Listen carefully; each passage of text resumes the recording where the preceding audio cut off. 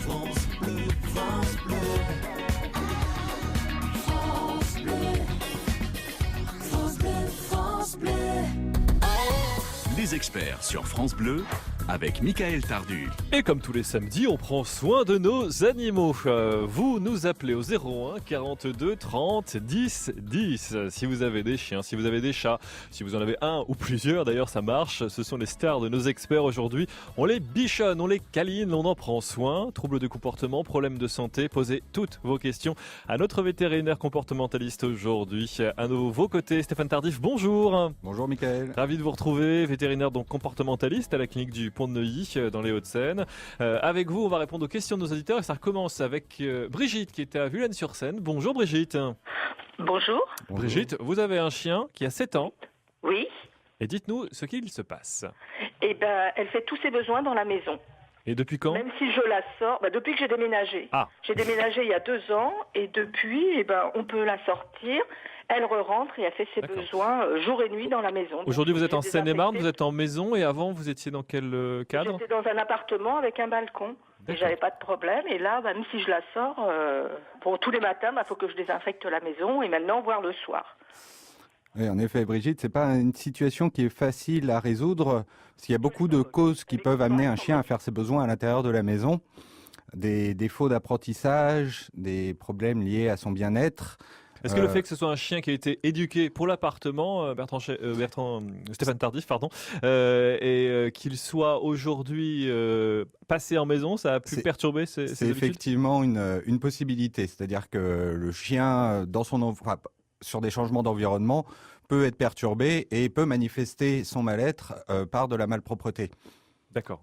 On peut aussi avoir un problème lié à l'éducation, c'est-à-dire que le chien apprend à éliminer à l'intérieur d'une manière qui fait que, on peut renforcer nous en fait ce comportement par exemple en punissant ce type de choses après coup. Donc du coup, quel comportement on adopte et comment on peut essayer de solutionner ce L'une problème? des erreurs les plus classiques et qu'il faut surtout éviter, c'est de punir quand on découvre les dégâts après qu'il les fait. Il faut surprendre le chien si jamais on veut intervenir. Si jamais on arrive même 5 minutes après, c'est trop tard. Il faut D'accord. surtout pas punir. Il faut se débarrasser des besoins en dehors de sa vie. D'accord, donc sur l'instant, il faut prendre l'animal en flagrant délit, on va dire, et à ce moment-là, on peut réprimander. Et, éventuellement réprimander.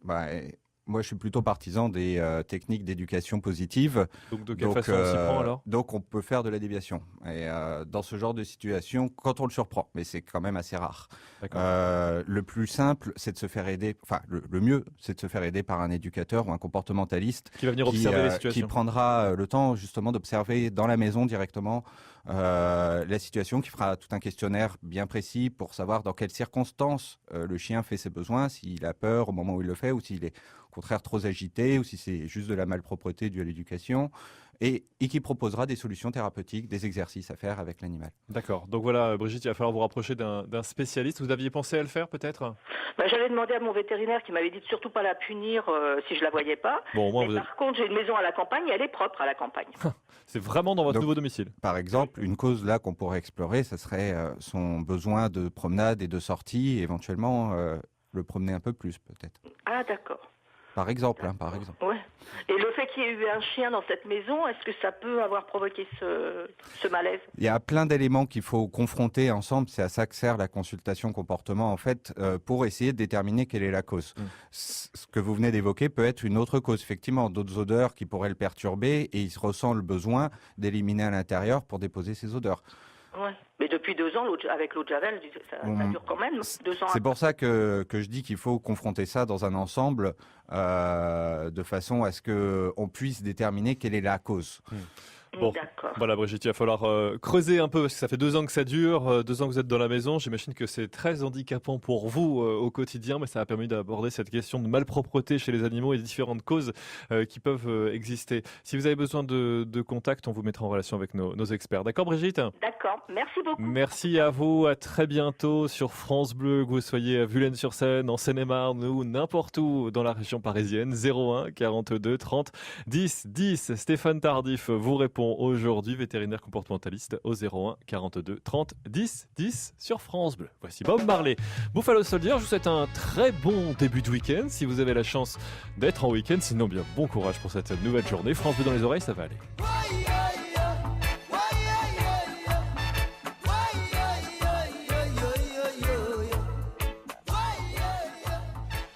Buffalo Soldier, Bob Marley sur France Bleu. Les experts animaux continuent, 01 42 30 10 10. Toutes vos questions autour de vos animaux de compagnie, vous les posez aujourd'hui au docteur Stéphane Tardif qui est avec nous, vétérinaire comportementaliste. 9h-11h, Michael Tardu sur France Bleu. France Bleu. France Bleu, à Saint-Denis en Seine-Saint-Denis, 107.1. Les experts sur France Bleu avec Michael Tardu. Un numéro, le 01 42 30 10 10 pour poser toutes vos questions à Stéphane Tardif, vétérinaire comportementaliste à la clinique de Pont-de-Neuilly. Et avec nous Serge. Bonjour Serge. Bonjour. Serge, en pleine forme, mais c'est un peu plus compliqué avec votre berger des Pyrénées, je crois. 7 ans, c'est ça? Voilà. Parce que je suis divorcé, D'accord. et dès que je ramène une copine à la maison ou quoi, il détruit tout. Tout ce qui lui appartient, il détruit. D'accord. Vous êtes au Raincy, en Seine-Saint-Denis. Vous êtes, en appartement, en maison En maison. D'accord, en maison. Bonjour Serge. Stéphane Tardif. C'est un cas assez particulier. Il détruit uniquement ses objets. Oui. Il l'agresse. Que ces objets à elle. Il cherche pas du tout à l'agresser ou à jouer avec elle en particulier. Non, pas du tout. Parce que donc en fait, il réagit un peu comme s'il était jaloux entre guillemets. C'est-à-dire que il est jaloux de vous par rapport à cette personne. Ça fait combien de temps que vous êtes divorcé, si c'est pas indiscret, Serge? Ah non. D'accord, ça reste peut-être assez frais aussi pour l'animal qui avait Oui. d'autres habitudes. Ça peut être les chiens peuvent avoir des comportements comme ça effectivement lorsqu'il y a des changements dans les relations sociales autour d'eux. D'accord. Donc des départs, les naissances d'un enfant, des choses comme ça. Là, il faut essayer effectivement de cibler les moments où la personne arrive. Qu'est-ce que fait le chien d'autre que détruire les objets pour essayer de savoir comment est-ce qu'on peut dévier ça. Je pense pas qu'il faille l'aide d'un comportementaliste pour une situation comme ça, mais ça peut nécessiter par contre de travailler avec des éducateurs pour apprendre au chien à faire d'autres choses au moment où il va détruire les objets, comme par exemple lui donner l'ordre de s'asseoir et récompenser de façon à vraiment le conditionner à faire autre chose. Donc en fait, c'est détourner son attention vers autre chose. C'est un détournement, effectivement. Ça pouvez peut être essayer- une thérapie Ouais. comportementale À essayer dans le cas de Serge et pour tous ceux qui sont dans ces cas-là. Donc Serge, j'avais compris, au moment où le chien a le comportement que vous ne souhaitez pas qu'il ait, vous lui donnez un ordre contraire. Finalement, c'est ça.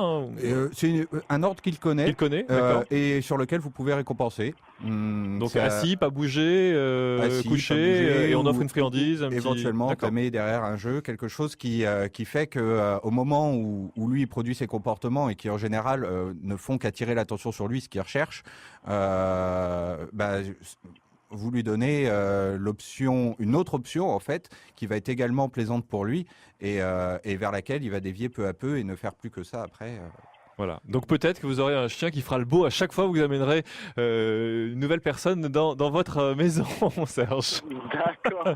Voilà. Merci Bon, beaucoup. vous essayez et puis vous nous tenez au courant, d'accord?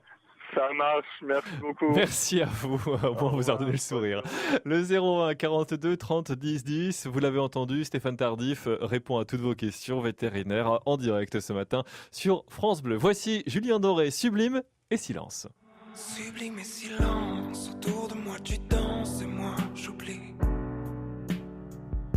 C'est à toi que je pense, à ta bouche brûlante comme tu souris. Un artiste France Bleu comme on les aime, Sublime et Silence, Julien Doré. France Bleu. France Bleu. France Bleu. France Bleu. Les experts autour de vos animaux, des chats, des chiens, vos questions au 01 42 30 10 10. Pour vous répondre, Stéphane Tardif, qui est vétérinaire comportementaliste à la clinique du Pont de Neuilly dans les Hauts-de-Seine. Vous pouvez également lui poser vos questions, poser toutes vos questions autour de vos animaux en passant par francebleu.fr ou en passant par nos réseaux sociaux. On les récupère, on les pose à votre place. D'ailleurs, c'est le cas avec Laura de Nogent-sur-Marne. Question pour vous, question vétérinaire. Stéphane, les coussinets de mon chien sont très abîmés, nous dit Laura. Il semble se craqueler. Que puis-je faire pour le soigner et pour éviter que ça se reproduise? Alors, qu'est-ce que c'est que ces coussinets et pourquoi s'abîment-ils, Stéphane? Ah, ça, c'est pas évident forcément à traiter, c'est de la dermatologie. Il peut y avoir plusieurs causes qui peuvent être à l'origine d'une affection sur les coussinets. Des causes parasitaires, certaines maladies aussi, la leishmaniose par exemple, ou bien tout simplement un foyer infectieux, un abcès ou une petite infection sur la peau et qui n'arrive pas à passer. Il faut se méfier aussi des corps étrangers. Bref, tout un tas de causes qui peuvent être à l'origine d'une douleur, d'une infection, voire même d'une blessure plus profonde au niveau des coussinets. Pour ça, il ne faut pas hésiter à demander de l'aide au vétérinaire qui lui examinera correctement le coussinet et déterminera quelle est la cause, éventuellement avec un petit prélèvement, par exemple de la parasitologie, il y aura certainement besoin de faire des analyses en laboratoire. Et qui mettra en place le traitement adapté pour corriger le problème. Parce que le coussinet, c'est la barrière, le contact, le point de contact, d'échange entre le chien et son environnement. C'est un petit peu comme quand les ouvriers qui font beaucoup d'exercices font de la corde. C'est une partie de la peau qui s'est adaptée de façon à permettre à l'animal d'entrer en contact avec le sol sans avoir mal. Donc une peau un peu plus épaisse. Mais qui peut aussi se blesser et qui a besoin aussi d'être traité de soins si jamais... Donc il peut y avoir des sortes de gerçures qui se forment par temps froid, également des souffrances par chaleur. On peut avoir, exactement comme le reste de la peau en fait, sauf que dû à sa localisation particulière, c'est un endroit où il y a beaucoup de pression, où il y a beaucoup de frottement, et qui en plus est en contact permanent avec le sol, donc éventuellement des débris et des saletés. Donc c'est un endroit sur lequel il faut rester vigilant. Donc protégez et consultez un vétérinaire pour vous faire aiguiller et vérifier l'origine de cette pathologie. Merci beaucoup Stéphane. D'autres questions continuent de nous arriver sur francebleu.fr et la page Facebook de France Bleu Paris. Vous les posez également au 01 42 30 10 10. Aujourd'hui c'est Benoît qui vous accueille. Les experts sur France Bleu, Michael Tardu. France Bleu.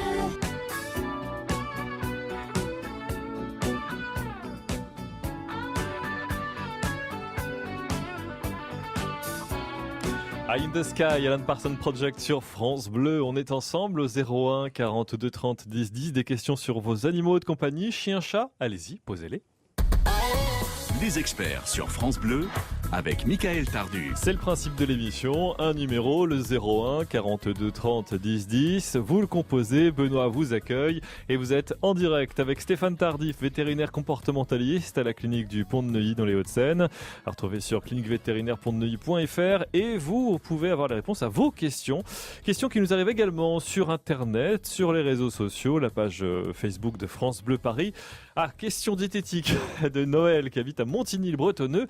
J'ai un chat, mon chat est en surpoids, comment le faire maigrir? C'est la question qu'on se pose aussi avec le retour du bikini à l'horizon. C'est une question très intéressante parce que c'est un problème assez récurrent chez les chats. Ouais. Il y a plus de chats en surpoids que de chats qui ont la ligne. À peu près 3/4 des chats sont en surpoids. D'accord. Le poids normal d'un chat, c'est autour de 4 kg, 4 kg et demi. Et on considère qu'il est en surpoids à partir de 20% au-dessus de ça, c'est-à-dire environ 5 kg. Donc ça va très vite. Ouais. Comment nourrir un chat? En fait, il faut pour ça rappeler quelle est l'habitude alimentaire du chat. Le chat, ça grignote. Dans la nature, ça mange des souris. Et il faut 10 à 12 souris pour satisfaire les besoins d'un chat. C'est pas très calorique, une souris. Et du coup, faites le compte, 10 à 12 souris, ça fait à peu près une souris toutes les 2 heures, en fait. Ah oui. Et donc, le chat grignote vraiment, il fait entre 12 et 20 repas dans la journée. Donc, l'habitude que l'on a de leur donner 3 repas par jour, voire 2 repas par jour, mauvaise? Du coup, non, ça, c'est pas effectivement comme ça qu'il faut procéder. Il faut plutôt répartir le repas sur toute la journée. Donc, pour ça, la solution qui est couramment donnée, c'est de laisser les croquettes à volonté. Sauf que les croquettes, c'est comme des barres de céréales. C'est très, très, très dense. Et vous voyez la quantité de croquettes à donner sur une journée, ça fait à peu près 50 grammes de croquettes. 10 à 12 souris, vous voyez le volume entre les deux, c'est pas le même. Donc, le chat... en mangeant suffisamment de croquettes, 50 grammes, il va être nourri, mais il va avoir faim. Donc, il va avoir tendance à en manger plus. Donc, la première chose à faire, c'est de bien peser les quantités qu'on donne pour ne pas dépasser la quantité journalière et la répartir sur tout le long de la journée. Et le répartir, justement, ça veut dire qu'on peut donner à manger à son chat à chaque fois qu'il le réclame. Il n'y a pas du tout les histoires de dominance qu'on a avec les chiens.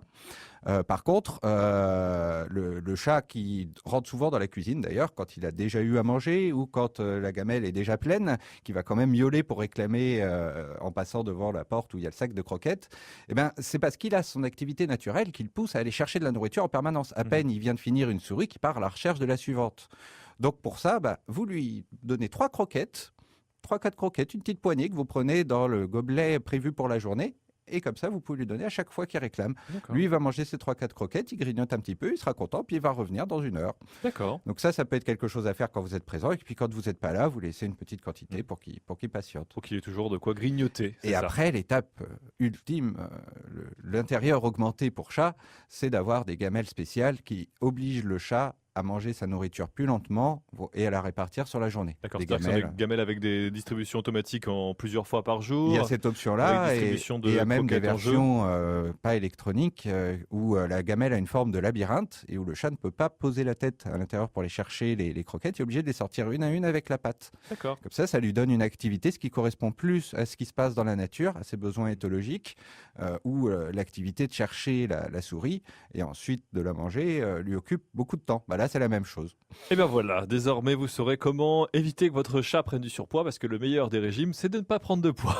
On ne l'oubliera jamais assez. Ça marche pour nous aussi, je vous dis ça, je vous dis rien. 01 42 30 10 10, des questions à poser à notre vétérinaire, faites-le vite, après il sera trop tard. Voici Grégoire sur France Bleu. C'est quand que tu viens, c'est quand que tu passes, c'est quand que tu me prends par la main et que tu me dis allez viens on se casse. Le retour de Grégoire avec cette nouveauté France Bleu, c'est quand Grégoire donc. France Bleu, France Bleu. France Bleu, France Bleu, France Bleu. Les experts, dernière ligne droite aujourd'hui avec votre vétérinaire comportementaliste qui vous répond en direct. Aujourd'hui, nous sommes avec Stéphane Tardif. Emilia nous rejoint. Bonjour Emilia. Bonjour. D'amour. Et vous avez une question sur des premiers réflexes à avoir dans un cas particulier avec un chien. Dites-nous tout. Oui, donc ma chienne, elle a mangé de la mort en rat. D'accord. Elle a trouvé ça dans le garage et après, mon fils est rentré, il a vu la boîte, donc on a compris qu'elle avait mangé. Et la première réaction quand il m'a appelé, je lui ai dit, écoute, donne-lui de l'eau salée pour la faire vomir. Et après, j'ai appelé le veto et il dit, il faut la ramener tout de suite pour lui donner une injection pour la faire vomir. D'accord. Donc à la maison, qu'est-ce qu'on peut faire? Est-ce que c'est le bon réflexe ou pas? Parce qu'après, c'est mon fils qui a été au veto. Et je ne sais pas si c'était bien ce que j'ai fait. C'est une vraie question, ça. En cas d'empoisonnement, ça va être la saison avec les chats, les chiens qui se baladent un peu partout, qui trouvent des antiparasites. Comment on se comporte, Stéphane ?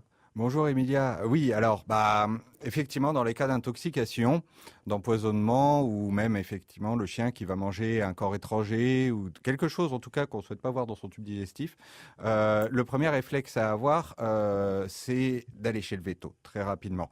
Dans la mesure où la plupart du temps on ne connaît pas la quantité ingérée déjà, il faut le faire vomir le plus rapidement possible. On a entre une demi-heure et 4 heures avec 2 heures en moyenne de présence dans l'estomac pour faire vomir l'animal. Une fois ce temps passé, c'est trop tard pour le faire vomir. Le produit a été absorbé et a passé l'estomac, donc si on le fait vomir, ça ne sert plus à rien.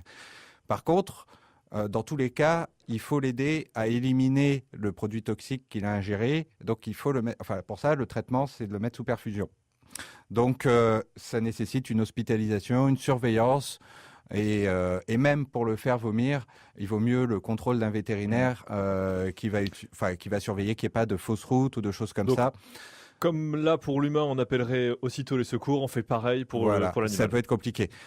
On peut utiliser En l'absence de morphinique ou d'autres substances qu'on peut utiliser pour faire vomir, on peut utiliser de l'eau oxygénée, mais c'est des choses dont il faut quand même maîtriser le geste, donc à ne pas réaliser à la maison. Bon, en tout cas, Emilia, vous avez eu le bon réflexe d'appeler le vétérinaire tout de suite et ce sera le prochain à avoir, surtout pour éviter aussi les mauvais gestes que l'on pourrait avoir, bien évidemment. Merci, Emilia. Puis une dernière question pour vous. Voilà, on va être beaucoup plus aérien avec un canari. Bonjour, Jacqueline. Bonjour. Jacqueline, vous êtes à Courcouronnes, vous avez un canari Oui, et depuis plusieurs jours, il y a un souci avec. oui. Il se déplume, il se gratte, il n'arrête pas de se manger. Voilà. D'accord. Alors, un canari qui se gratte, qui se déplume, Stéphane Tardif. Bonjour Jacqueline, c'est assez... Là, on est dans un cas de dermatologie pure. Ça a commencé il y a quelques jours et manifestement, ça le gratte énormément au point qu'il s'arrache des plumes. Donc là, il faut aller voir sur sa peau directement, faire des prélèvements, des raclages, pour voir s'il y a une bactérie ou un parasite qui serait à l'origine de ces grattages et mettre en place le traitement adapté. D'accord. Ça peut être des acariens, ça peut être des parasites, ça peut être une allergie, ça Exactement. peut être une réaction. Voilà. Donc plein de pistes. On va voir le vétérinaire. Du coup, Jacqueline, surtout, ne tarde pas, avant qu'il soit totalement déplumé. Ce Et serait surtout dommage. chez les oiseaux, il vaut mieux intervenir vite Mm. parce qu'ils ont tendance à manifester des symptômes souvent assez tard. Oui, souvent quand l'oiseau est en souffrance, c'est déjà bien avancé. C'est qu'il souffre vraiment. Parce que dans la nature, c'est un signe de vulnérabilité. Et oui, c'est ça. tout à fait, c'est une proie. Merci beaucoup de nous avoir éclairé, Stéphane Tardif. On vous embrasse, Jacqueline. On vous embrasse, vous toutes et vous tous qui avez participé à cette émission. Vous pouvez continuer à le faire la semaine prochaine. Nouvel expert pour répondre à vos questions autour des animaux. Et dès demain, un changement d'expert, changement de thématique. On sera au jardinage. Je ne sais pas si vous jardinez, vous, Stéphane Tardif, quand vous n'êtes pas à la clinique vétérinaire ou avec les animaux. Ça m'arrive de temps en temps, j'aime bien me mettre au vert. Bon, et bien comme ça, vous pourrez poser vous aussi vos questions à notre expert jardinage. Demain, c'est Alain Delaville, directeur de la rédaction de Rustica, qui vous répondra en direct. Nos plantes ont besoin de nous et notre jardinier répond à vos questions. 9h-11h, Michael Tardu sur France Bleu. France Bleu, France Bleu, France Bleu, France Bleu.